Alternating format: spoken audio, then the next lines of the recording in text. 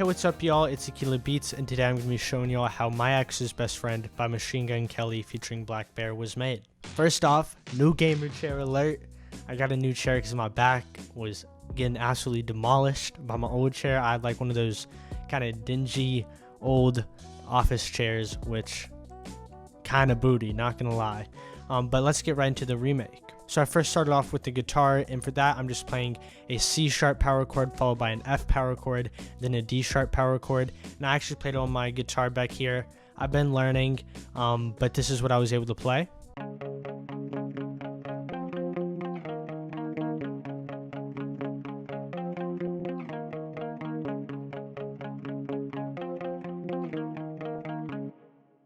As for the effects, I added an ozone imager 2 just to sterilize it.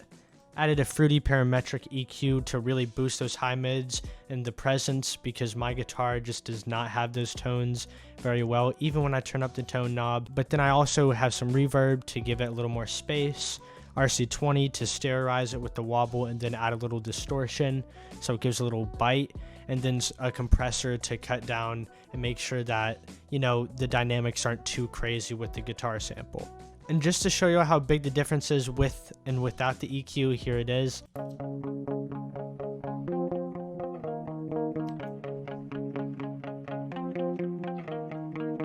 But then next, I used one of my own sub basses and I just cut out a bunch of the highs, and I followed the bass notes of the chord progression.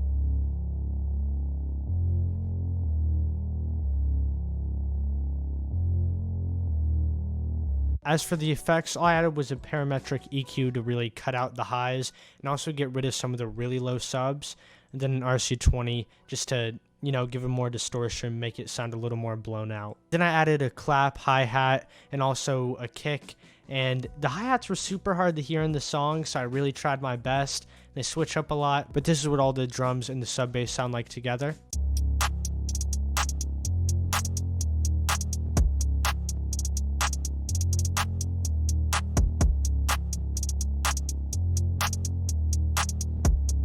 Throughout the song, there are a bunch of pattern switches, so I'm not going to be going over all of them, but just know that there are a bunch of them. Then midway through that little intro part, an 808 comes in, which I also use one of my other 808s, and this is what it sounds like just alone.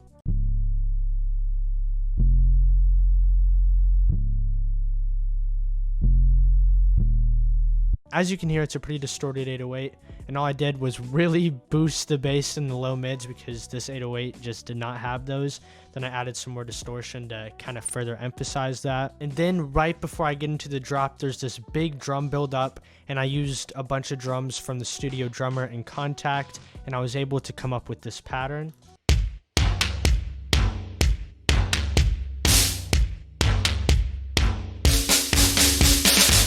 For these drums, I really made sure to really give them a lot of knock.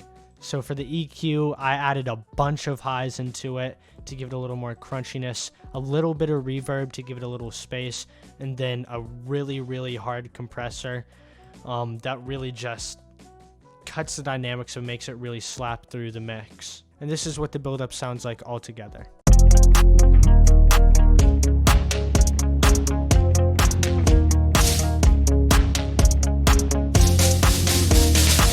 As you can hear, it's very energetic, but now let's get into my favorite part, which is the drop. And also just a little reminder, slap like now. For this, instead of playing just the power chords, I made sure to play the full chord for the drop. So I was playing C sharp major, then an F sharp minor, and then a D sharp minor. And that's what that sounds like. And I can't play guitar, so I kind of had to cut them all together, so forgive me.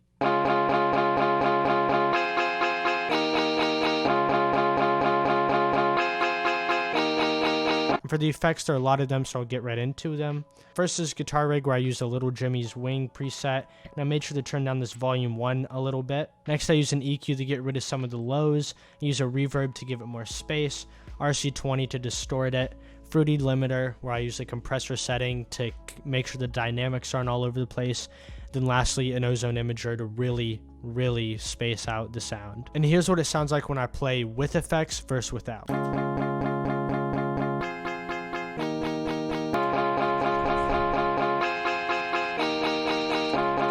Big difference. And as you also see, I turned down the guitar rig knob and the reverb.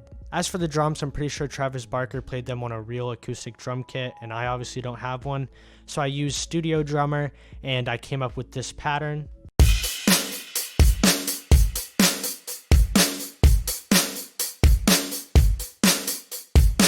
As you see, it's a pretty classic bounce, and I made sure that the hi-hats were pretty loud, and I had to track this all to one mixer setting. And for the effects, I added RC20 with the crunch, turned it down a little bit, compressor to make it feel more crunch, took out some bass, mostly in the kick, used RC20 again to give more crunch to that high end for the hi-hats, ozone imager just to spread it out a little bit in your ears, and then a little bit of reverb with a super short decay so that it doesn't get too messy. I then also added a bass guitar.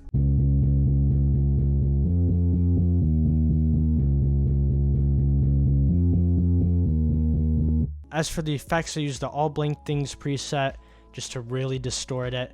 Added some RC20 to sterilize it, as well as add some distortion. EQ to really get rid of those highs, another EQ to more get rid of the highs, and then one to really boost those subs. I also forgot to mention that with the guitar, I played a higher note on a separate track, and this is what that sounds like with those guitar chords.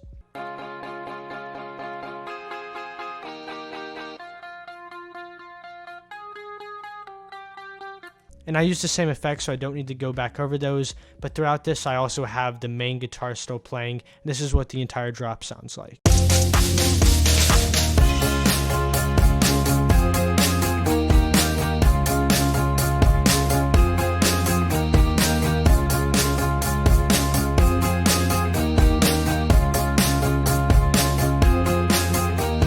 And then lastly, for this little breakdown section, all I really did was take the guitar chords that I played, and I really cut out the lows and the highs out of it, added some reverb to really add some width to it, added some RC20 to give a little distortion to it, Fruity Limiter, again, use the compressor setting to make sure the dynamics aren't too crazy, then stereoized it, and this is just what that sounds like alone.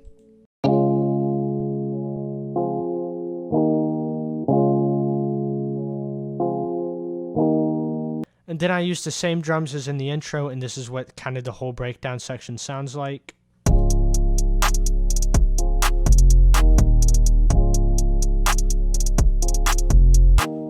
In general, for the whole track, I made sure that the highs were really cutting through on almost all the sounds. And I wanted to make sure that there was a lot of crunch within all the drums, and I wanted to make sure also that the bass was really, really present.